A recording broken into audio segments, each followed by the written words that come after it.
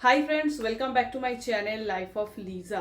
सबसे पहले मैं आप लोगों को कहना चाहती हूँ a very very very happy new year. और साथ ही साथ आई एम एक्सट्रीमली सॉरी, मैं फिर से बहुत दिन तक कोई वीडियो नहीं दे पा रही थी। तो इसके वजह से बहुत सारे कमेंट्स मुझे आने लगे हैं मेरे 2-3 वीडियो में स्पेशली।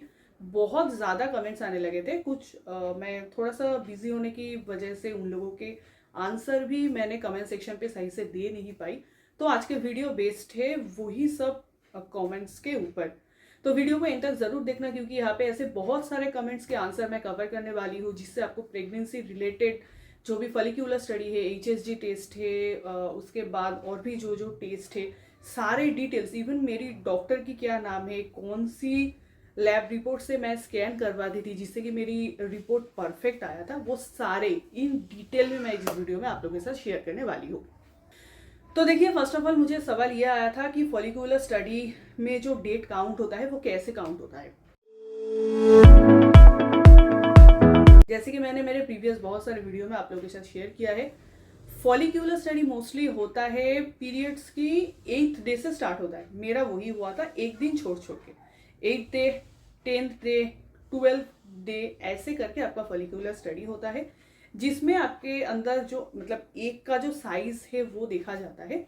एक का साइज जब 18 मिलीमीटर हो जाता है तभी डॉक्टर आपको एक इंजेक्शन प्रिस्क्राइब करते हैं।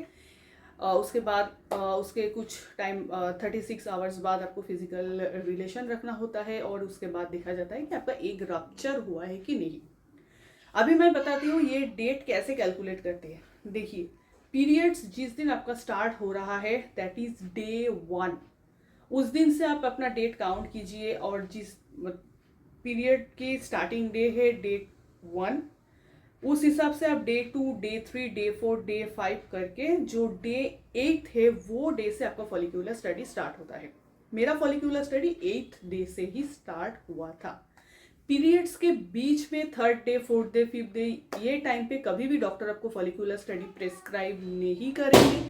मोस्टली पीरियड्स की 8 डे से ही आपका जो फॉलिक्यूलर स्टडी है उसका काउंटिंग स्टार्ट होता है। ओके, अभी मैं बात करती हूँ एचएसजी टेस्ट की। एचएसजी टेस्ट भी होगा आपके पीरियड्स की 7 to 8 डे से स्टार्ट होता है।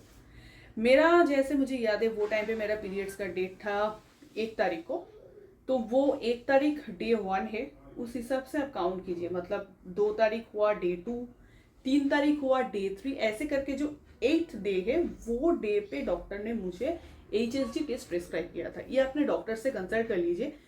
8 से लेके 10 दिन तक उसके अंदर डॉक्टर आपको एचएसजी टेस्ट प्रिस्क्राइब करते हैं। पीरियड्स चलने की टाइम पे, मतलब डे 1, डे 2, डे 3, ये टाइम पे कभी भी डॉक्टर आपको एचएसजी टेस्ट प्रिस्क्राइब नहीं करेंगे। वो टाइम पे इन्फेक्शन होने की चांसेस बहुत ज़्यादा रहता है। मोस्टली महिलाओं के 5 दिन या फिर मैक्स टू मैक्स 6 दिन तक पीरियड्स स्टे करते हैं। तो उसके बाद जाके 8 या 9 डे पे डॉक्टर आपको एचएसजी टेस्ट की सलाह देते हैं। एचएसजी टेस्ट क्या है, ये हम क्यों करते हैं, इसके ऊपर मैंने डिटेल में बहुत सारे वीडियो बनाया है। तो आज मैं और जो जो सवाल आया था उसी का आंसर मैं इस वीडियो में दूंगी। मुझे मेरे एक सब्सक्राइबर ने ये सवाल किया था कि जिस मंथ आपका एचएसजी टेस्ट हो रहा है उसी मंथ आपकी अगर प्रेगनेंसी ठहर जाए तो उसमें एक्टोपिक प्रेगनेंसी होने की चांसेस तो नहीं है।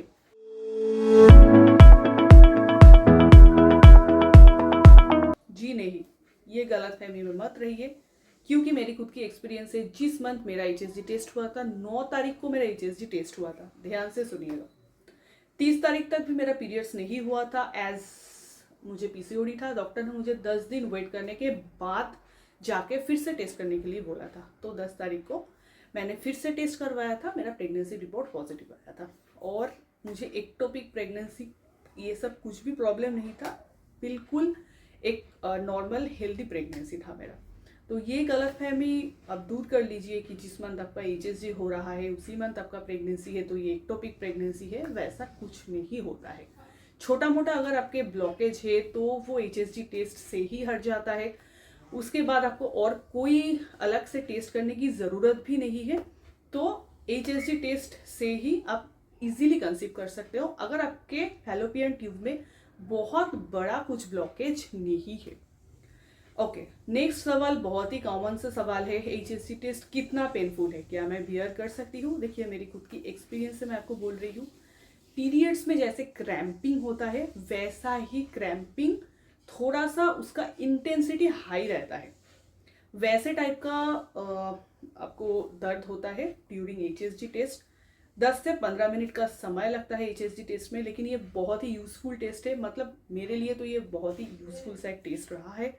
तो आप डरिए मत, डिफरेंट टाइप की यूट्यूब वीडियो देख के आप मत डरिए। डॉक्टर अगर आपको प्रिस्क्राइब कर रहे हैं तो आप ज़रूर एचएसजी टेस्ट कीजिए। एचएसजी टेस्ट की कितनी खर्चा होती है, देखिए मेरे टाइम पे मुझे लगभग 3500 खर्चा हुआ था। आज से 3-4 साल पहले की बात है, और मुंबई लोकेशन पे मैं रहती हूँ, मोस्टली नवी मुंबई पे रहती हूँ। तो वो टाइम पे मेरा 3500 के आसपास खर्चा हुआ था एचएसजी टेस्ट करने में।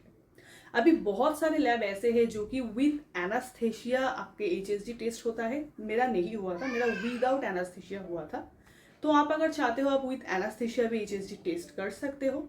उसके लिए प्राइस में भी थोड़ा सा बढ़ जाएगा। अगर बहुत ज़्यादा आप डर रहे हो, आप बात करके देखो, बड़े हॉस्पिटल में विद एनास्थेशिया एचएसजी टेस्ट भी होता है। अब नेक्स्ट सवाल मुझे आया था एचएसजी टेस्ट में, अगर आपकी ब्लॉकेज आ रहा है तो प्रेगनेंसी की चांसेस कितना है। देखिए, अगर दोनों फैलोपियन ट्यूब में ही आपकी ब्लॉकेज है तो विदाउट ट्रीटमेंट आपकी प्रेगनेंसी पॉसिबल नहीं है। अगर दोनों में से कोई भी एक ट्यूब में आपकी ब्लॉकेज है तो उसमें प्रेगनेंसी पॉसिबल है, लेकिन उसके लिए भी आपको एक अच्छे गायनोलॉजिस्ट से आपको सलाह लेना है, उसके अंडर में रहना है, उससे एडवाइस लेना है। मोस्टली अगर आपकी ब्लॉकेज आता है फैलोपियन ट्यूब में तो नेक्स्ट स्टेप होता है एक सर्जिकल प्रोसीजर जिसको बोलते हैं लैप्रोस्कोपी। मेरे टाइम पे जब एचएसजी टेस्ट हुआ था उसके पहले ही डॉक्टर ने मुझे कह दिया था, मैंने डॉक्टर से खुद यूरियस होकर पूछा था कि अगर फैलोपियन ट्यूब में ब्लॉकेज आता है तो नेक्स्ट स्टेप क्या है।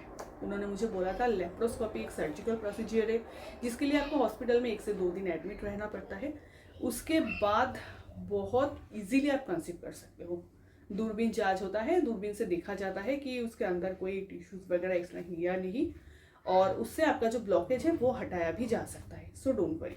लेप्रोस्कोपी का लगभग कुछ प्राइस आता है, वो टाइम पे मुझे डॉक्टर ने कहा था 40 to 45,000 के आसपास लेप्रोस्कोपी का प्राइस आता है। नेक्स्ट सवाल जो मुझे बहुत से महिलाओं ने किया है, मुझे कई महिलाओं ने ये लिखा है कि ma'am I am also staying in Mumbai, which doctor you have consulted, what was the scan centre.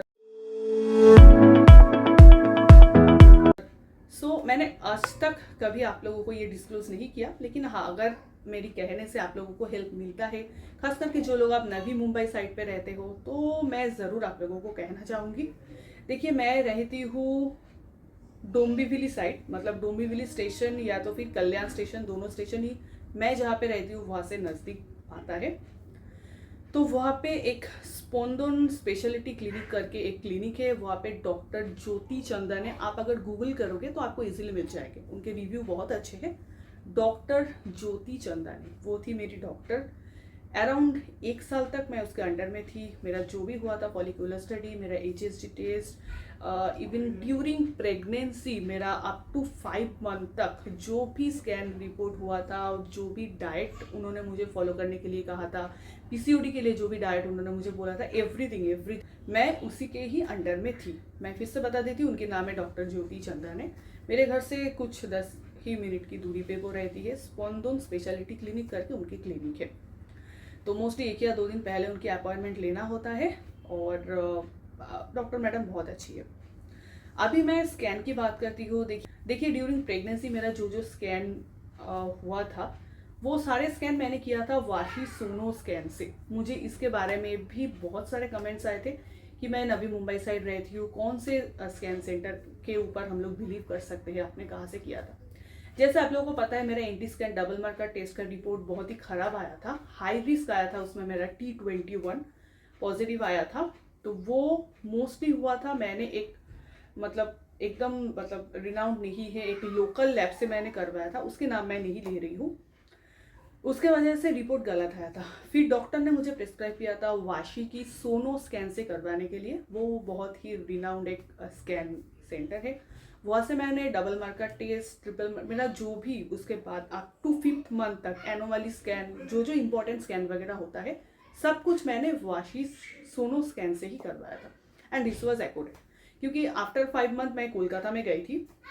Kolkata में जाने के बाद मोस्टली मेरा जो रिपोर्ट था सब कुछ मोस्टली होता था SRL डायग्नोस्टिक्स। मेरा मोस्टली सब मैं SRL या फिर डॉक्टर लाल पैथ लैब और वहाँ से करवाती थी। फिर लास्ट सवाल, मुझे एक ने सवाल किया था कि मैम मेरा T21 1:467 आया है, तो इसमें रिस्क कितना है। देखिए अभी मैं इसको एलाबोरेटली आपको समझाती हूँ। कट ऑफ रहता है T21 का, मतलब डाउन सिंड्रोम का 1:250। इसका मतलब होता है अगर आपकी 250 बच्चे हैं तो उसमें एक ही बच्चे को डाउन सिंड्रोम होने की चांसेस है। ये रहता है कट ऑफ। अभी कट ऑफ के नीचे अगर जा रहा है, जैसे मेरा आया था 1:67, मतलब अगर मेरे 67 बच्चे होते हैं तो उसमें से एक बच्चे को डाउन सिंड्रोम होने की चांसेस है, जो कि बहुत ज़्यादा हाई रिस्क था। जो मेरा गलत रिपोर्ट आया था फर्स्ट टाइम, मैं उसी की बात कर रही हूँ। तो जिसकी 1:467 आया है, that means this is not high risk, cut off से बहुत ऊपर है। मतलब 467 बच्चे में से एक बच्चे को आपको डाउन सिंड्रोम होने की चांसेस है। बेसिकली ये एक प्रोबेबिलिटी है, ये कोई एश्योरेंस नहीं देता है कि आपके बच्चे में डाउन सिंड्रोम होगा ही। This is just a probability. So 1:250 उसका कट ऑफ है। उसके नीचे अगर आपके आ रहा है that means you are carrying high risk. उसके ऊपर अगर आपका है तो उसमें कोई रिस्क की चांसेस नहीं है, जो आपके डॉक्टर आपको अच्छे से समझा देंगे। तो मैं उनके लिए खास यही कहना चाहूँगी जिसके T21 1:467 आया है, डोंट वरी। आपने अगर अच्छे लैब से जांच करवाया है जिसके ऊपर आप ट्रस्ट कर सकते हो, तो उसमें डरने जैसी कोई बात नहीं है। तो फ्रेंड्स, ये तो था इम्पोर्टेंट सवाल जो मुझे इतने दिन से बहुत ज़्यादा आ रहे थे। मुझे लगा मैं आप लोगों के साथ सबके साथ अगर शेयर करूँगी तो वो सबके लिए हेल्पफुल रहेगा। आई होप वीडियो आप लोगों के लिए हेल्पफुल लगा है। वीडियो अच्छा लगे तो लाइक ज़रूर करना, मेरे चैनल को सब्सक्राइब कर देना, और मैं आऊँगी ऐसे ढेर सारे प्रेगनेंसी रिलेटेड वीडियो लेके। Thanks for watching life of Lisa. Till then, bye bye.